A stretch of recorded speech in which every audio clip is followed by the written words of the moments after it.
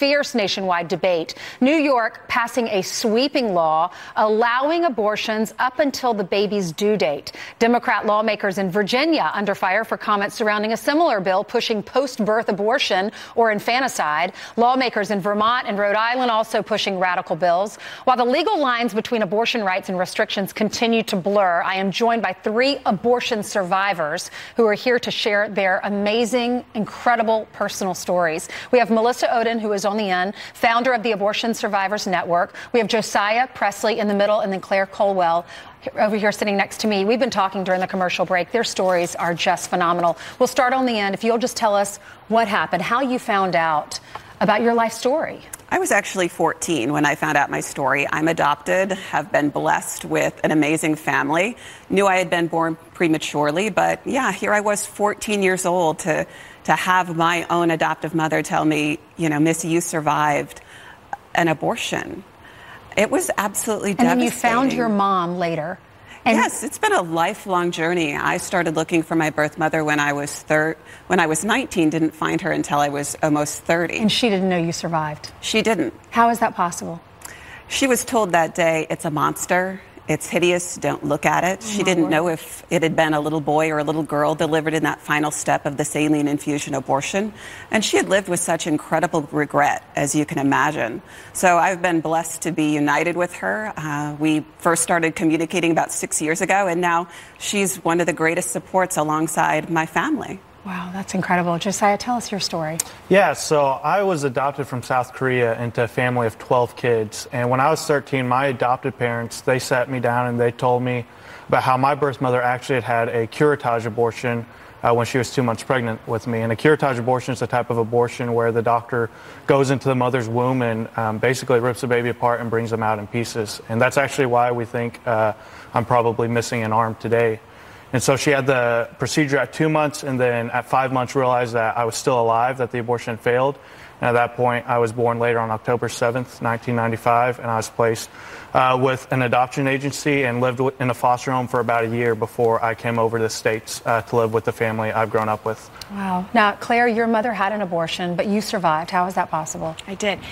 So my birth mother was 13 years old when she found out she was pregnant with me. She was in 8th grade, and her mother said that she wasn't ready to be a mother, and so she took her to a local abortion clinic, and she had a DNC surgical late-term abortion at 5 months along in her pregnancy, and they told her that her life would go back to normal, but a few weeks went by and things weren't getting back to normal, and she went back and they told her that her abortion had been successful, but that she was still pregnant, and one of the twins that she didn't know she was pregnant with had survived. And so she actually sought out a second late-term abortion in Kansas, but because of the risk of infection, they weren't able to do that, and so I was born 6 weeks later. And you also have met your biological mother. I did. I actually didn't find this out until I met my biological mother. I had a lot of physical complications growing up. I was in body casts for 2 years because I had dislocated hips and club feet from the abortion procedure, and we didn't know why until I met my birth mother and found out about her abortion. I want to play a soundbite. You probably all heard it. The governor of Virginia. Listen to this. If a mother is in labor, I can tell you exactly what would happen. The infant would be delivered. The infant would be kept comfortable.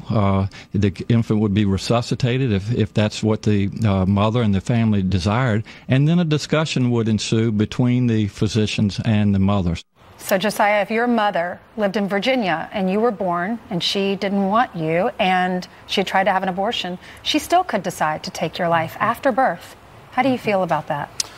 I mean, it's really sad to hear that, but it's not surprising to hear that when we live in a country that has arbitrary criteria for what defines personhood. And so abortion, it's legal in the first trimester, the second trimester. I mean, the next step is, why not the third trimester? Why not right after they're born? And so this brings to mind, this reminds us just the reality that people are people at conception, and that we should care about their personhood then at conception, not after they're born.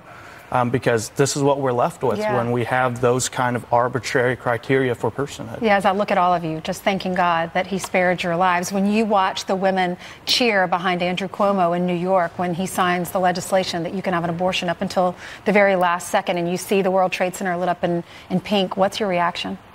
It's shocking to me that people no longer in our country care about what is true and right. We know that a baby is what is in the side of the mother's womb based on medical technology and science. And so we just hope that, because people can see our faces and see that we are people, we are human, we do grow up to be someone someday, that people will realize that those women do not speak for women like me. And so I would ask those people, where were my rights as a woman? What were my rights in the womb? Melissa, you were not supposed to live.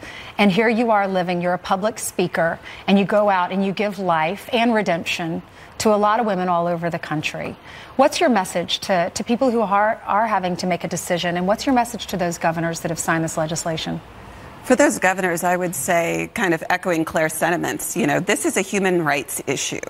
And in a world that decries women's rights, where were Claire's rights? Where were mine? Where are the rights of those little girls who are going to have their lives ended by abortion today?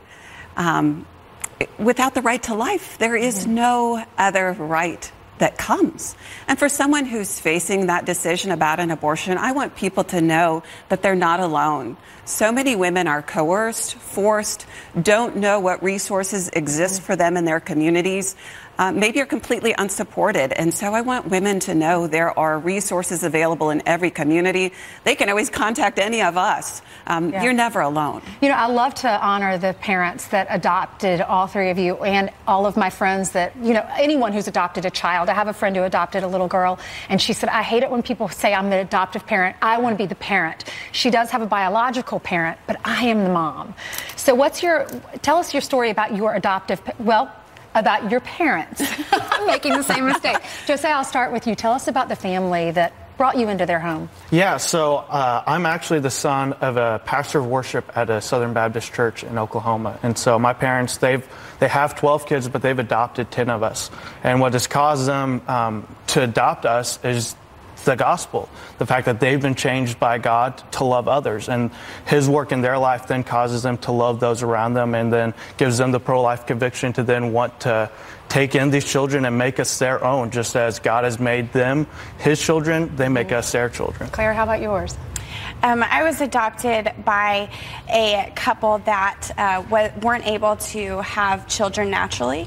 And so I also have a sister who's adopted, and they just said that when they went to the doctors, there was a 1% chance of them having children naturally. And so they knew that the other way to have children was through adoption. And so God created our family. And I owe my parents so much credit for the way I was able to respond to my birth mother when she told me, because they raised me on love and grace and forgiveness. And so all three of us have forgiven our birth mothers because we know that they had no idea what they were getting into when they had an abortion. And so there is so much hope and healing after abortion. Yeah, it's not about condemnation. It's just, when we hear your stories, it's just amazing how God has huge plans for all of y'all when you weren't even supposed to be here. It's incredible.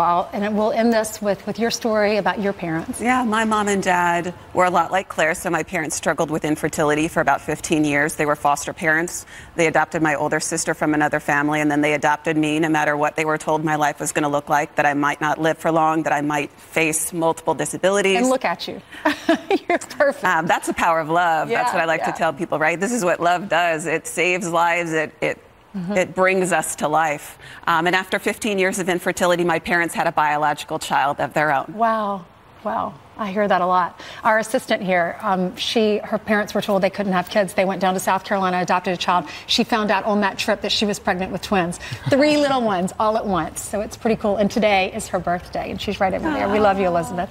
Okay, thank y'all all so much. Powerful stories. And because God spared your lives, there are 5 kids in between y'all. You haven't had children yet, but you have 2. No, you have 3, and then Missy, you have 2. So it's awesome. God bless you. The powerful video, a girl battling terminal cancer is sworn in as an honorary officer.